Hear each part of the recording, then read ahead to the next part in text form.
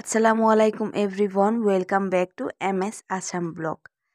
দূরে এবং কাছে, দেশ এবং দেশের বাইরে যে যেখান থেকে আমার ভিডিওটি দেখছেন সবাইকে অসংখ্য অসংখ্য ধন্যবাদ। সবাই কেমন আছেন? আশা করি সবাই অনেক অনেক ভালো আছেন। আমি তো আলহামদুলিল্লাহ বেশ ভালো আছি। অনেক দিন পরে আবার একটা ভিডিও নিয়ে চলে আসলাম। ভিডিও প্রথমেই বলে দিচ্ছি, যারা যারা আমার ভিডিওটা দেখবেন প্লিজ একটা লাইক দিয়ে তারপর ভিডিওটা শুরু করবেন। আজকে তো সকালবেলা আমি আমার ছেলেকে প্রত্যেকদিন সকালে যেটা খাবার দিই, এখানে দিয়ে দিয়েছি 4টে আলমন্ড বাদাম আর কাজু বাদাম, আর দিয়ে দিয়েছি হরলিক্স। ও সকালবেলায় খুব একটা কিছু খেতে চায় না, তাই ওইটুকু দিয়ে তারপর ওকে আমি স্কুলে পাঠিয়ে দেব। তো ও খেয়ে এখন স্কুলে চলে গিয়েছে। তারপরে যেটা কাজ, আমার বিছনাটা গুছিয়ে নিলাম।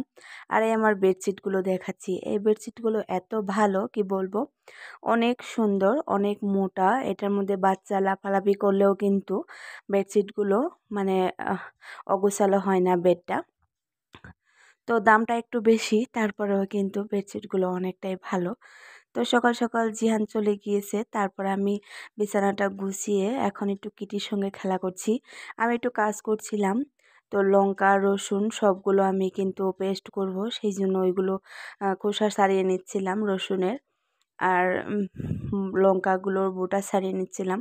কিটি এখন এসে আমার কোলে বসে পড়লো, সেই জন্য ওকে একটু নিয়ে বসে আছি। তো এই তো আমার রসুনগুলো এখন আমি খোসা ছাড়িয়ে নেব সবগুলো, আর লঙ্কাগুলো বোটা ছাড়িয়ে নিয়েছি, এইগুলো আমি এখন পেস্ট করে রেখে দেব। তারপরে এখানে আমি গরম পানি বসিয়ে দিয়েছি। শিলংয়ে যেহেতু ঠান্ডা, তারপরে আমি গরম পানিটা ঠান্ডা করে তারপরে খাই। আর জিহানের পাপা কিন্তু গরম পানিটা খেতে চায় না, সেই জন্য গরম পানিটা আমি ঠান্ডা করে রেখে দেব। আর আমাদের জন্য ফ্লাক্সে ভরিয়ে রাখবো গরম করে।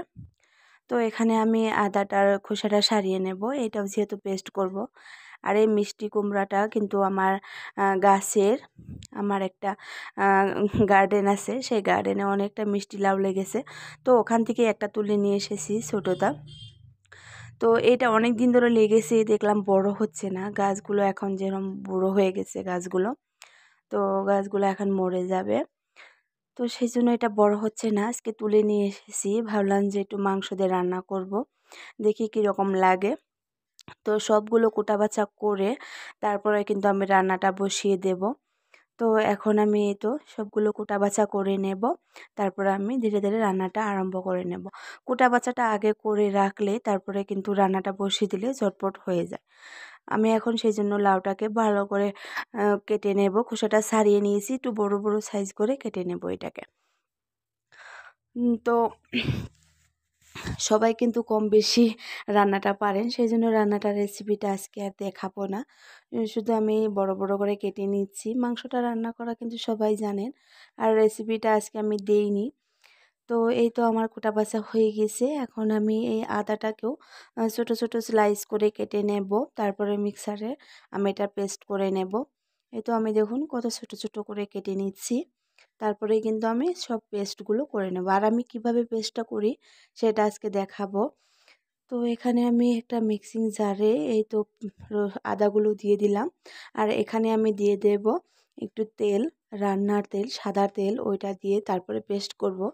পানি দিয়ে পেস্ট করলে ওইটা একটু তাড়াতাড়ি নষ্ট হয়ে যায়, আর যখন আমরা তেলের মধ্যে ছেড়ে দিই পেস্টটা, তখন কিন্তু পানিটা ছিটকে গায়ে আসে। আর এভাবে তেল দিয়ে পেস্ট করলে এটা ফ্রিজে রাখলেও কিন্তু খুব সহজে উঠে আসে, আর তেল ছিটকেও আসে না। আর আমি সব পেস্টের মধ্যেই কিন্তু তেল দিয়ে তারপরে আমি পেস্টটা করে নিয়ে গেছি। যেরকম আমি কাঁচা লঙ্কাটাও পেস্ট করে নিয়েছি, আদা রসুন সব কিন্তু আমি পেস্ট করে নিয়েছি। আর এখানে আমার রান্নাটা প্রায় হয়ে এসেছে, তো আজকে এখানেই বিদায় নিচ্ছি।